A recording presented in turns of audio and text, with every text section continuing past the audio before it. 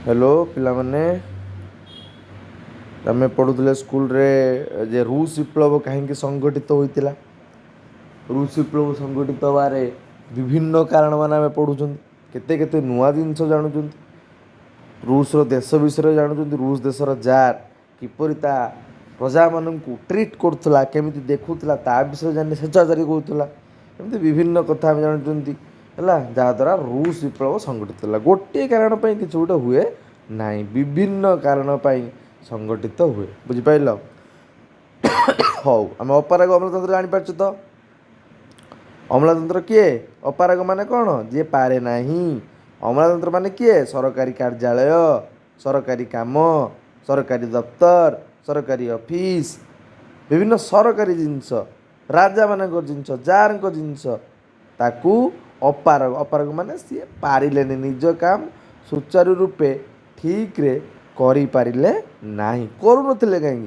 करूथिले कहापाई करूथिले jar मानक पाई निज धनिक श्रेणी लोक मानक पाई आ श्रमिकर लोक मानकू अणदेखा करिवे तांको कथा बुझिबे नाही बुझिपारछ तो सेथिपाई मध्य तो तुम थर आम थोड़े भाविबा कौन ना आम थोड़े अच्छा रुषिया रे आम होती प्रलतारियत प्रलत माने कौन सर्वहरा आम पाखे किसी ना आम गले सारे गोटे आधार कार्ड सरकारी कार्यालय गले किंतु सी आम कथा शुणवे आमर राग आसब कि ना कह ना नहीं जाओ काली आसब नहीं नहीं तुम आधार कार्ड बनी हेनी कहे आम राग आसब कि ना आमर विद्रोह उठे कि ना आम सरकार को भूल बोली कह कि ना आम सरकार परिवर्तन करने को चाहिए कि ना सेमती एग्जैक्टली बुझल सेमिति जितेबाला अपारग मत सरकारी कार्यालय जनसाधारणकर किसी माने काम करला नहीं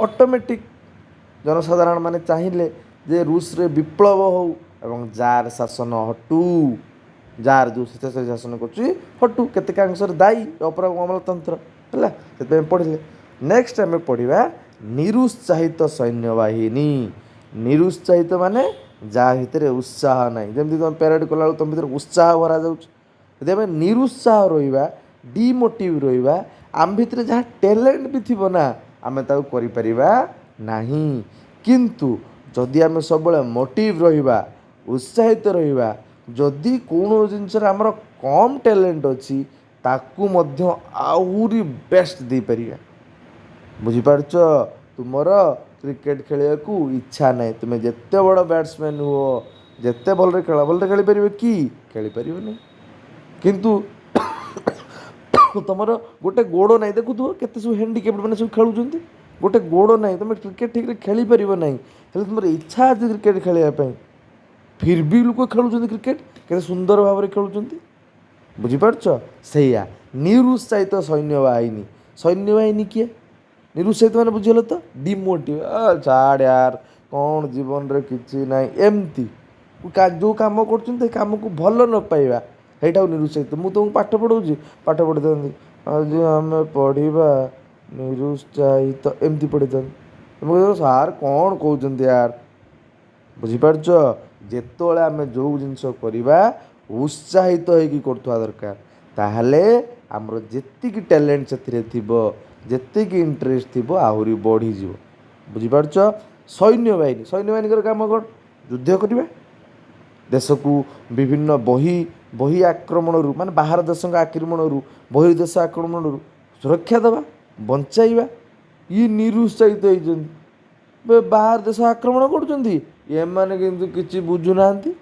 कहीं बुझे रूसिया युद्ध ओहरी आसला 1914 मसीह होता प्रथम विश्वयुद्ध हार मानिगला लोक मैंने कहले कौन यार आमर कि देश हार मानिगला निरुत्साहित होगला बुझिपाल देखा कौन लिखाई रूसियार एकछत्रवाद सरकार यार सैन्यबाहिनी को अत्यावश्यक सुविधा सुजोग जोगाइवाई आग्रह प्रकाश करना ये भी गोटे कारण देख रे सैन्यबाहिनी अच्छा तुम भाव जो आम सब देखते सब केते सब आम गाँव में आम सहर में जो आम साई केते केते लोक सब थे सब जो मैंने सब आर्मी रे काम करुवे नेवी रे काम करुवे एयरफोर्स रे काम करुवे हेल्ले तुम्हें भाव तो ଯଦି ତାଙ୍କୁ ଦରମା ନ ମିଳନ୍ତା ସେମାନେ ସବୁ କହୁନଥିବେ କି ମୁଁ ଦେଶ ସେବା କରୁଛି। ଭାବ ତ ତୁମେ ସେମାନଙ୍କୁ ଯଦି ଦରମା ନ ମିଳନ୍ତା, ସେମାନଙ୍କୁ ଯଦି ସେଠି ରହିବାର ଭଲ ସୁବିଧା ନ ଦିଆଯାଆନ୍ତା, ଯଦି ସେମାନଙ୍କୁ ସେଠି ଖାଇବାକୁ ଠିକ୍ରେ ଦିଆଯାଆନ୍ତା ନାହିଁ, ସେମାନେ ଦେଶ ସେବା କରିବାକୁ ଭଲ ପାଆନ୍ତେ କି? ସେମାନେ ଦେଶ ସେବା କରିବାକୁ ଯାଆନ୍ତେ କି? ତୁମମାନଙ୍କ ଭିତରୁ କିଏ ଥିବ କହୁଥିବ ମୁଁ ଆର୍ମିକି ଯିବି, ହେଲେ ଆର୍ମିକି ଯିବୁ ପଇସା ଦିଆହେବନି, ତୁ ଆର୍ମିକି ଯିବୁ? ଯିବୁ ନାହିଁ। ଆରେ ମୁଁ ଘର ପୁଣି ପୋଷିବି କେମିତି? ମୁଁ ଘର ଚଳେଇବି କେମିତି? ମୋ ମାଆଙ୍କୁ ଦେବି କେମିତି? ମୋ ବାପାଙ୍କୁ ଦେବି କେମିତି ପଇସା? ବୁଝିପାରୁଛ? ସେମିତି ରୁଷିଆରେ କରୁଥିଲେ। ଦେଖ କ'ଣ ଲେଖିଲା, ରୁଷିଆର ଏକଛତ୍ରବାଦୀ ସରକାର ଏହାର ସୈନ୍ୟବାହିନୀଙ୍କୁ ଅତ୍ୟାବଶ୍ୟକ, ଯେଉଁଟା ଅତ୍ୟନ୍ତ ଜରୁରୀ, ନିଡ୍ରୁ ହେଲା କ'ଣ ଇଣ୍ଡିଡ୍, ନିଡ୍ ହେଉଛି ଆବଶ୍ୟକ, ଇଣ୍ଡିଡ୍ ମାନେ ଅତ୍ୟାବଶ୍ୟକ ସୁବିଧା ସୁଯୋଗ ଯୋଗାଇବା ପାଇଁ ଆଗ୍ରହ ପ୍ରକାଶ କରିନଥିଲେ, କିଛି ଦେଉନଥିଲେ। ଯୁଦ୍ଧ କ୍ଷେତ୍ରରେ ରୁଷିଆ ସୈନ୍ୟମାନେ ଭୋକ ଉପାସ ଭୋକ ଉପାସ ରହୁଥିଲେ। ଯୁଦ୍ଧ ଉପକରଣର ଅଭାବ ତାଙ୍କ ପାଖରେ ମାନେ ଯୁଦ୍ଧର ସାମାନ ବି ନାହିଁ, ଅସ୍ତ୍ରଶସ୍ତ୍ର ବି ନାହିଁ। ସରକାରର କ'ଣ ଅଭାବ ଯୋଗୁଁ ମୃତ୍ୟୁବରଣ ମାନେ କରୁଥିଲେ। କିନ୍ତୁ ରୁଷିଆ ସରକାର ଓ ଅମଲାତନ୍ତ୍ର ସେଇ ସରକାରୀ ସବୁ ଜିନିଷ ଦ୍ୱାରା ଯୁଦ୍ଧ ପାଣ୍ଠିର ଦୁରୁପଯୋଗ ହେଉଥିଲା। ଯେଉଁ ଯୁଦ୍ଧ ପାଣ୍ଠି ରଖା ହେଇଥିଲା ପଇସା ସବୁ ଯୁଦ୍ଧ ପାଣ୍ଠି, ଯେମିତି ଆମର ଥିବ କ'ଣ ବନ୍ୟା ପାଣ୍ଠି, ଏଇସବୁ ଆସିଲା ସବୁ ଦୁର୍ବିପାକ ପାଣ୍ଠି। ବନ୍ୟା ହେଲା, ବର୍ଷା ଏତେ ହେଉଛି, ବନ୍ୟା ହେଲା, ସେ ପାଣ୍ଠିରୁ କିଛି ପଇସା ଆସିବ। ବିଭିନ୍ନ ପ୍ରକାର ପାଣ୍ଠି, ବିଭିନ୍ନ ପ୍ରକାର ସେଭିଙ୍ଗସ୍ ସବୁ ରହୁଛି ଯେ ସରକାରରେ। ଆମେ ମଧ୍ୟ ସରକାର କରନ୍ତି, ଆମେ ସବୁ ସେଭିଙ୍ଗସ୍ କରନ୍ତି, ଆମ ବାପା ମାଆ ମାନେ ସେଭିଙ୍ଗସ୍ ସବୁ କରନ୍ତି। ବୁଝିପାରିଲ? ପିଲା ପଢ଼ାଙ୍କ ପାଇଁ ପିଲା ପାଠ ପଢ଼ିବେ ତା ପାଇଁ ସେଭିଙ୍ଗସ୍ କରୁଛନ୍ତି, ହେଲା ଏମିତି ଜିନିଷ। ତ ସେମିତି କ'ଣ ଯୁଦ୍ଧ ପାଇଁ ପାଣ୍ଠି ଯେଉଁ ହୁଏ ତାକୁ ଏମାନେ ସୈନ୍ୟମାନଙ୍କ କ୍ଷେତ୍ରରେ ନ ବ୍ୟବହାର କରି ନିଜ ସୁବିଧାରେ ବ୍ୟବହାର କରନ୍ତି। ରୁଷିଆର ସରକାର, ଜାର୍ ଏବଂ ଅମଲାତନ୍ତ୍ର ଗୋଷ୍ଠୀ। ବୁଝିଲ? ତାପରେ କ'ଣ ଲେଖା ହେଲା, 1854 ମସିହାରେ କ୍ରିମିଆ ଯୁଦ୍ଧ ଗୋଟେ ହେଇଥିଲା ଓ 1904 ମସିହାରେ ରୁଷ ଜାପାନ ଯୁଦ୍ଧରେ ପରାସ୍ତ ହେବା ଦ୍ୱାରା ରୁଷ ଜାପାନ ଯୁଦ୍ଧ ହେଲା, ପରାସ୍ତ ରୁଷିଆର ସମ୍ମାନ, ଜାପାନ ଠାରୁ ମଧ୍ୟ ରୁଷିଆ ହାରିଗଲା 1904 ମସିହାରେ।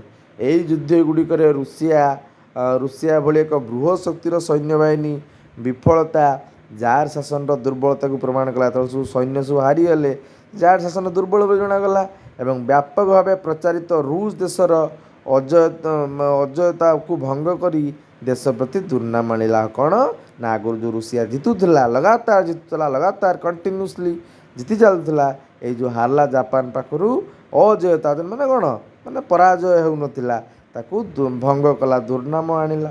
ବୁଝିପାରିଲ? ମାନେ କ'ଣ ଅପମାନ ପାଇଲା, କ'ଣ ତ ଯୁଦ୍ଧରେ ହାରୁଛି। ତାପରେ ରୁଷର ଜନସାଧାରଣ ଅପମାନିତ ବୋଧ କଲେ ଏବଂ ସରକାରର ତୀବ୍ର ସମାଲୋଚନା କରି ସାମ୍ବିଧାନିକ ସଂସ୍କାର ସପକ୍ଷରେ ଆନ୍ଦୋଳନ କଲେ। ଦେଖ ଆମ India team, cricket India team T20ରେ କେତେ ବଢ଼ିଆ ଖେଳୁଥିଲା, ସବୁ ମ୍ୟାଚ୍ ଜିତିଥିଲା। T20 ୱାର୍ଲଡ଼ କପ୍ 2026 ଜିତିଲା ମଧ୍ୟ। କିନ୍ତୁ ତାପରେ ଦେଖ ଆୟାରଲାଣ୍ଡ ପାଖରୁ 2ଟା ହାରିଗଲା, ଇଂଲଣ୍ଡ ପାଖରୁ 5ଟାରୁ ଗୋଟେ ବର୍ଷ ହେଇଗଲା 4ଟା ହାରିଗଲା। ଯେତେବେଳେ ହାରିଗଲା ଆମକୁ ସବୁ ଖରାପ ଲାଗିଲା କି ନାହିଁ? ସେମିତି କାହିଁକିନା ଜିତି ଆସୁଥିଲା, ହାରି ଆସୁଥିଲେ ପୁଣି ହାରିଗଲା, କିଛି କଥା ନାହିଁ। ହେଲେ ଜିତି ଆସୁଥିଲା ପୁଣି ହାରିଗଲା, ଆମକୁ ଖରାପ ଲାଗିବ କି ନାହିଁ? ଆମ ଇଣ୍ଡିଆ ଟିମ୍ କିଛି ଖେଳି ପାରୁନାହାନ୍ତି, କି ଖେଳ ଖେଳୁଛନ୍ତି। ବୁଝିପାରୁଛ? ସେମିତି ରୁଷିଆ ଅପରାଜୟ ଥିଲା, ଜିତୁଥିଲା, କିନ୍ତୁ ଯେତେବେଳେ ଜାପାନ ପାଖରୁ ହାରୁଛି, କ୍ରିମିଆ ଯୁଦ୍ଧରେ ପରାସ୍ତ ହେଉଛି, ତ ଅଟୋମେଟିକ୍ ଅପମାନ ଲାଗିବ ରୁଷିଆର ଜନସାଧାରଣଙ୍କୁ। ତ ସେମାନେ କହିଲେ ଇଏ ସବୁ ସରକାର ଠିକ୍ ନୁହଁ। ସରକାର ଗୋଟେ ସୈନ୍ୟବାହିନୀ ସୈନ୍ୟବାହିନୀ ଠିକ୍ କେମିତି ହେବେ? ସୈନ୍ୟବାହିନୀ ଖାଇବାକୁ ପିଇବାକୁ ଦେଲେ, ପଇସା ଦେଲେ ସେ ଠିକ୍ ହେବେ, ହେଲା ଏମିତି କଥା ହେଲା। ତାପରେ ଏଠି କ୍ରିମିଆ ଯୁଦ୍ଧ କଥା ଲେଖା ହେଇଯିବ। ଦେଖ ଏଇଠି ଲେଖା ହେଇ ତୁର୍କୀ ଉପରେ, ଏଇଠି ପଢ଼ିବରି ପରୀକ୍ଷାରେ ପଡ଼ିପାରେ। ତୁର୍କୀ ଉପରେ ଅଧିକାରକୁ ନେଇ ୟୁରୋପୀୟ ରାଷ୍ଟ୍ରମାନଙ୍କ ମଧ୍ୟରେ ପ୍ରତିଦ୍ୱନ୍ଦିତା ଦକ୍ଷିଣ ରୁଷିଆର କ୍ରିମିଆ ଉପଦ୍ୱୀପରେ ଯୁଦ୍ଧର ରୂପ ନେଇଥିଲା, ହେଲା। ତ ଏହି ତୁର୍କୀ ଉପରେ ଅଧିକାରକୁ ନେଇ ୟୁରୋପୀୟ ରାଷ୍ଟ୍ରମାନଙ୍କ ମଧ୍ୟରେ ପ୍ରତିଦ୍ୱନ୍ଦିତା, ମାନେ ତୁର୍କୀକୁ ଅଧିକାର ନେଇ ସବୁ ୟୁରୋପରେ ସବୁ ପ୍ରତିଦ୍ୱନ୍ଦିତା, ୟୁରୋ ରାଷ୍ଟ୍ର ସବୁ ପ୍ରତିଦ୍ୱନ୍ଦିତା କରୁଥିଲେ। ସେଇଟା ଦକ୍ଷିଣ ରୁଷିଆର କ୍ରିମିଆ ଉପଦ୍ୱୀପରେ ଯୁଦ୍ଧର ରୂପ ନେଇଥିଲା। ତୁର୍କୀ ସାମ୍ରାଜ୍ୟର ଜେରୁଜେଲମ୍ ଠାରେ ଗ୍ରୀକ୍ ଖ୍ରୀଷ୍ଟିଆନମାନଙ୍କ ସୁରକ୍ଷା ଦାୟିତ୍ୱ ନେବା ପାଇଁ ରୁଷିଆର ଦାବିକୁ ତୁର୍କୀ ପ୍ରତ୍ୟାଖ୍ୟାନ କରିବାରୁ ରୁଷିଆ ତୁର୍କୀ ଉପରେ ଆକ୍ରମଣ କଲା। ରୁଷିଆ କଲା ମୁଁ ତୁର୍କୀ ତ ସେଇ ଅଞ୍ଚଳକୁ ମୁଁ ଅଧିକାର କରିବି। ଆଉ ତୁର୍କୀ ମନା କଲା, ତୁର୍କୀ ଉପରେ ଆକ୍ରମଣ କଲା। ପରେ ପରେ ଇଂଲଣ୍ଡ, ଫ୍ରାନ୍ସ, ପିଡ଼ମଣ୍ଟ, ଅଷ୍ଟ୍ରିଆ ତୁର୍କୀ ସପକ୍ଷରେ ଯୁଦ୍ଧରେ ଯୋଗ ଦେଲେ। ତୁର୍କୀ ସିଏ ଅଧିକାର କରିବେ, ଏମିତି ତୁର୍କୀ ସିଏ ଆଉଁସୁଛନ୍ତି। ଯୁଦ୍ଧ ଚାଲୁଥିବା ସମୟରେ 1855 ମାର୍ଚ୍ଚ 2 ଜାର୍ ପ୍ରଥମ ଜାର୍ ନିକୋଲସଙ୍କ ମୃତ୍ୟୁବରଣ କଲେ। କ୍ରିମିଆ ଯୁଦ୍ଧରେ ପ୍ରଥମ ଜାର୍ ନିକୋଲସ। 1855 ସେପ୍ଟେମ୍ବର 9ରେ ରୁଷିଆର ଦୁର୍ଗ ସେଭେସ୍ତୋପୋଲର ସମର୍ପଣ ପରେ 1856 ଫେବୃଆରୀ 25ରୁ ଏପ୍ରିଲ 16 ପର୍ଯ୍ୟନ୍ତ ପ୍ୟାରିସଠାରେ ହୋଇଥିବା ଶାନ୍ତି ସମ୍ମିଳନୀରେ ଗୃହୀତ ରୁଷିଆ ପ୍ରତି ଅପମାନଜନକ ସର୍ତ୍ତ ସମ୍ବଳିତ ଚୁକ୍ତିରେ ଜାର୍ ଦ୍ୱିତୀୟ ଆଲେକ୍ଜାଣ୍ଡାର ସ୍ୱାକ୍ଷରିତ କରିଥିଲେ। ଆଉ ଯୁଦ୍ଧରେ ହାରିଲେ ଯାହା ସିଏ କହିବେ ସବୁ ସ୍ୱାକ୍ଷରିତ କରିବାକୁ ପଡ଼ିବ। ଆଉ କ'ଣ ନାକ ଘସ୍, ଛିପ ପକେଇକି ନାକ ଘସ୍। ଆମେ ସବୁ ଖେଳନ୍ତିନି, ନାକର ଠେଲି ଠେଲିକି ବାଟିକି ଯେଉଁ କ'ଣ ତାକୁ କୁହ ତମେ, ଯେଉଁ କାଚ ବାଟି ଯେଉଁ କ'ଣ କୁହ ହେଲା, ତାକୁ ନିଅ କହୁଣିରେ ମାରିକି ନିଏ। ନାଇଁ ଆମେ ଯେଉଁ ଖେଳ ସବୁ ଖେଳନ୍ତି, ଏମିତି ହାରିଏ ନା ଆମକୁ ଅପମାନ ଦିଆଯାଏ ନୁହଁ। ସେମିତି ସେତେବେଳେ ଯୁଦ୍ଧରେ ଯିଏ ହାରୁଥିଲା ଅପମାନ ସବୁ ତ ଏଇ ଅଞ୍ଚଳ ଦେ, ତ ସେ ଅଞ୍ଚଳ ଦେ, ଏଟା କର ସେଟା କର, ଏମିତି ଅପମାନଜନକ ବିଭିନ୍ନ ଚୁକ୍ତି କରାଯାଉଥିଲା। ବୁଝିପାରିଲ? ହଉ, ତାପରେ ଏଟା ଗୋଟେ ସେଇ ଇଏ ଦେଖିଲା କ'ଣ, ୟୁରୋପର ସାମ୍ରାଜ୍ୟ ବିସ୍ତାର କରିବା ଫଳରେ ହେବା ପରେ ରୁଷିଆ ଓ ଏସିଆ ମହାଦେଶର ପୂର୍ବ ଭାଗରେ ୟୁରୋପର ସାମ୍ରାଜ୍ୟ ବିସ୍ତାର କରିବାରେ ୟୁରୋପରେ କିଏ ରୁଷିଆ ମାନେ ୟୁରୋପର ସାମ୍ରାଜ୍ୟ ବିସ୍ତାର କରିବା ବିଫଳ ହେବା ପରେ ଏସିଆ ମହାଦେଶର ପୂର୍ବ ଭାଗରେ ମାଞ୍ଚୁରିଆ ପର୍ଯ୍ୟନ୍ତ ରେଳପଥ ବିସ୍ତାର କରୁଥିବାରୁ ଲିଆଓତୁଙ୍ଗ ଉପରେ ପ୍ରଭାବ ବିସ୍ତାର କଲା ଏବଂ ଆର୍ଥର ବନ୍ଦରକୁ ଦୁର୍ଗୀକରଣ କଲା, ଦୁର୍ଗ ବନେଇଲା। ସମୟକ୍ରମେ ମାଞ୍ଚୁରିଆ ଓ କୋରିଆ ଅଧିକାର କରିବା ପାଇଁ ରୁଷିଆ ଓ ଜାପାନ ଆଗ୍ରହୀ ହେଲେ ହେଲା। ଯେତେବେଳେ ୟୁରୋପରେ ରୁଷିଆ ବିଫଳ ହେଇଛି, ସେଠୁ ଏସିଆର କିଛି ଅଞ୍ଚଳକୁ ଅଧିକାର କରିଛି। ପୁଣି ଆଉ କିଛି ଅଞ୍ଚଳ ଅଧିକାର କରିବାକୁ ଚାହୁଁଥିଲା ବେଳେ ଯେଉଁ ଅଞ୍ଚଳକୁ ଜାପାନ ମଧ୍ୟ ଅଧିକାର କରିବା ପାଇଁ ଆଗ୍ରହୀ ହେଇଛି। ୟାଲୁ ନଦୀ ତଟରେ ଗଛ କଟାକୁ ନେଇ ଉଭୟ ଦେଶରେ ଯୁଦ୍ଧ କରି ଗାଁରେ କଳି ଭଳିଆ ଗଛ କଟାକୁ ନେଇ ଉଭୟ ଦେଶର ସୈନ୍ୟମାନଙ୍କ ମଧ୍ୟରେ ଗୁଳି ବିନିମୟରେ କେତେକ ରୁଷୀୟ ସୈନ୍ୟଙ୍କର ମୃତ୍ୟୁ ପରେ ରୁଷିଆ କୋରିଆର ନିଜର ସୈନ୍ୟ ମୁତୟନ କରିବାରୁ 1904 ଫେବୃଆରୀ 5ରେ ଜାପାନ ରୁଷିଆ ବିରୁଦ୍ଧରେ ଯୁଦ୍ଧ ଘୋଷଣା କଲା। ଏହି ଯୁଦ୍ଧରେ ପରାଜିତ ହେଲା ପରେ ସମ୍ପାଦିତ ପୋର୍ଟସ୍ ସମାଉଥ୍ ସନ୍ଧି ରୁଷିଆର ପୂର୍ବ ଏସିଆରେ ପ୍ରଭାବ ବିସ୍ତାର କରିବାର ଅଭିଳାଷରେ ପୂର୍ଣ୍ଣଚ୍ଛେଦ ପକାଇଲା। ରୁଷିଆ ଯେଉଁଟାକୁ ଚାହୁଁଥିଲା ପାଇବା ପାଇଁ ପାଇପାରିଲା ନାହିଁ, ଆଉ ନେଇଗଲା ଜାପାନ। ଆଉ ବୁଝିପାରିଲ? କ୍ଲିଅର? ହଁ। ଓମ୍ ପଚାରୁଥିଲା ରକ୍ତାକ୍ତ ରବିବାର କ'ଣ ପରୀକ୍ଷାରେ ପଡ଼ିବ ମଧ୍ୟ। ଇଏ ରକ୍ତାକ୍ତ ରବିବାର ମଧ୍ୟ ମାନେ ଦେଖ ଏଇଟା କ'ଣ ପଢ଼ିଲ ରେ ତୁମେ? ରୁଷିଆ ସୈନ୍ୟବାହିନୀ, ଏଇଟା କ୍ରିମିଆ ଯୁଦ୍ଧ କଥା ପଢ଼ିଲ। ଏଇଟା ଯେଉଁ ଜାପାନ ସହିତ ହାରିଥିଲା ଯୁଦ୍ଧ, ସେ ଯୁଦ୍ଧ ପଡ଼ିବ। ଏଇ ଯେଉଁ ଯୁଦ୍ଧରେ ହାରିଲା ପରେ କ'ଣ ନିରୁତ୍ସାହ ହେଇଯାଇଥିଲେ ସୈନ୍ୟବାହିନୀ, ଜନସାଧାରଣ ମାନେ ସରକାରଙ୍କ ଉପରେ ପ୍ରଶ୍ନବାଚୀ ସୃଷ୍ଟି କରିଥିଲେ ହେଲା। ଯେଟା ବକ୍ସରେ ଲେଖା ହେଇଛି ଏଇଟା। ତାପରେ ଗୋଟେ ଅଛି ରକ୍ତାକ୍ତ ରବିବାର। ରକ୍ତାକ୍ତ ରବିବାର ମଧ୍ୟ କିଛି ଅଂଶରେ ଦାୟୀ ରୁଷ ବିପ୍ଳବ ସଂଗଠନ। ଦେଖିବା ଏଇଟା ଓମ୍ ପଚାରୁଥିଲା। ଓମ୍ ଯଦି ଶୁଣିବୁ ଭଲରେ ଶୁଣ। କ'ଣ ରକ୍ତାକ୍ତ ରବିବାର? 1905 ମସିହା ଜାନୁଆରୀ 22 ତାରିଖରେ ରବିବାର ଦିନ କ'ଣ ହେଇଛି ରେ? ରବିବାର ଦିନ ତ ଚିକେନ, ମଟନ, ମାଛ, ଅଣ୍ଡା ଖାଇବାର ଦିନ ନାଇଁ କିରି? ନା ତୁମେ ଖାଅନି? ଶ୍ରାବଣ ମାସ ଚାଲିଛି, ଖାଇବା କଥା ନୁହଁ ନା? ଆଚ୍ଛା ଠିକ୍। ହଉ ଦେଖ 1905 ମସିହା ଜାନୁଆରୀ 22 ତାରିଖ ରବିବାର ଦିନ ଧର୍ମଯାଜକ କିଏ? ଯିଏ ଧର୍ମ ପ୍ରଚାରକ, ତାକୁ ଧର୍ମ ଯାଜକ ବୋଲି କୁହାଯାଏ। ଯିଏ ଧର୍ମ ପ୍ରଚାର କରନ୍ତି ହେଲା, ଯେ ଧର୍ମକୁ ସମସ୍ତଙ୍କ ମନରେ ଆଣିବାକୁ ମାନେ ଚେଷ୍ଟା କରିଥାନ୍ତି, ସମସ୍ତଙ୍କ ହୃଦୟରେ ଆଣିବାକୁ ଚେଷ୍ଟା କରିଥାନ୍ତି, ସେମାନଙ୍କୁ ଆମେ ଧର୍ମ ଯାଜକ କୁହନ୍ତି ହେଲା। ଯେମିତି ଆମେ ସବୁ ଭାବୁଛନ୍ତି ପ୍ରେମାନନ୍ଦ ଗୁରୁଜୀ, ସେସବୁ ଧର୍ମ ଯାଜକ। କ'ଣ ହେଇଛି ଧର୍ମଯାଜକଙ୍କ କଥା? ନା ରବିବାର ଦିନ ଧର୍ମଯାଜକ ଫାଦର, ଖ୍ରୀଷ୍ଟିଆନ, ତାଙ୍କୁ କୁହାଯାଏ ଫାଦର ବୋଲି। ଆମର ସିନା ଏଠି କ'ଣ ବ୍ରାହ୍ମଣ କହୁଛନ୍ତି, ଯେଉଁ ପୁରୋହିତ କହୁଛନ୍ତି, ଯେସବୁ ମନ୍ଦିରରେ ସବୁ ପୂଜାପାଠ କରୁଛନ୍ତି, କିନ୍ତୁ ତାଙ୍କର ଯେସବୁ ଚର୍ଚ୍ଚରେ ପୂଜାପାଠ କରନ୍ତି ତାଙ୍କୁ ଫାଦର ବୋଲି କୁହନ୍ତି। ଫାଦର ଗ୍ୟାପେନଙ୍କ ନେତୃତ୍ୱରେ ବହୁ ସଂଖ୍ୟକ ବିକ୍ଷୋଭକାରୀ ବାପରେ ହେଲା, ବିକ୍ଷୋଭକାରୀ କ'ଣ ଆନ୍ଦୋଳନ ଯିଏ କରନ୍ତି, ଜାର୍ ଦ୍ୱିତୀୟ ନିକୋଲସଙ୍କୁ ଏକ ଦାବିପତ୍ର ଦେବା ପାଇଁ ସେଣ୍ଟ ପିଟର୍ସବର୍ଗ ସ୍ଥିତ ଜାର୍ଙ୍କ ଶୀତକାଳୀନ ପ୍ରସାଦ ଅଭିମୁଖେ ଏକ ଶୋଭାଯାତ୍ରା ଯାଉଥିଲେ। ଦେଖରେ ଫାଦର ଯିଏ ଗୋଟେ ଥିଲେ ଗ୍ୟାପେନ୍, ସେ କିଛି ଲୋକଙ୍କୁ ଧରି କହିଲେ ଦେଶକୁ ଖାଇଗଲାଣି ଏ ଜାର୍ ଦ୍ୱିତୀୟ ନିକୋଲାସ ହେଲା କିଛି ଦାବିପତ୍ର ଦେବା ପାଇଁ ଯେଉଁଠି ସେ ଶୀତ ଦିନିଆ ହେଲା ଆଉ କେଉଁ ମାସ ଜାନୁଆରୀ 22 ତ ନେଇନଥିବ ନା ଆଉ ସେଇଥିପାଇଁ ସେ ଯାଉଥିଲେ ଶୋଭାଯାତ୍ରା କରି ମାନେ ଚାଲି ଚାଲି ଯାଉଥିଲେ। ଜାରଙ୍କ ନିର୍ଦ୍ଦେଶରେ ସୈନ୍ୟମାନେ ଶୋଭାଯାତ୍ରୀଙ୍କ ଉପରେ ଗୁଳି ଚାଳନା କରିବା ଫଳରେ କହିଲେ ଇଏ କୁଆଡ଼ୁ ଆଉଛନ୍ତି ଆସୁଛନ୍ତି ଦାବିପତ୍ର ଦେଇ ଚୋପା ଦେଇତେ ଆସିବେ ନା ମାରବେ ଗୁଳିକୁ କାହାକୁ ଏ ଶୋଭାଯାତ୍ରାକାରୀ ମାନଙ୍କୁ ହେଲା ଗୁଳି ବର୍ଷଣ କଲେ। ଶୋଭାଯାତ୍ରାକାରୀଙ୍କ ଉପରେ ଗୁଳି ଚାଳନା କରିବା ଫଳରେ ଅନେକ ସେ ଯେଉଁ ଶୋଭାଯାତ୍ରାକାରୀ ମୃତ୍ୟୁବରଣ କଲେ ଏବଂ ବହୁ ସଂଖ୍ୟକ ଆହତ ମଧ୍ୟ ହେଲେ। ଏହି ସମ୍ବାଦ ପ୍ରଚାରିତ ହେବା ମାତ୍ରେ ଦେଶ ସାରା ଧ୍ୱଂସଲୀଳା ଆରମ୍ଭ ହୋଇଗଲା ଏବଂ ଚାରିଆଡ଼େ ଜନ ଆନ୍ଦୋଳନ ବ୍ୟାପିଗଲା। ଉକ୍ତ ଦିବସଟି ରୁଷ ଇତିହାସରେ ରକ୍ତାକ୍ତ ରବିବାର ନାମରେ ନାମିତ। କେତେ ସହଜ।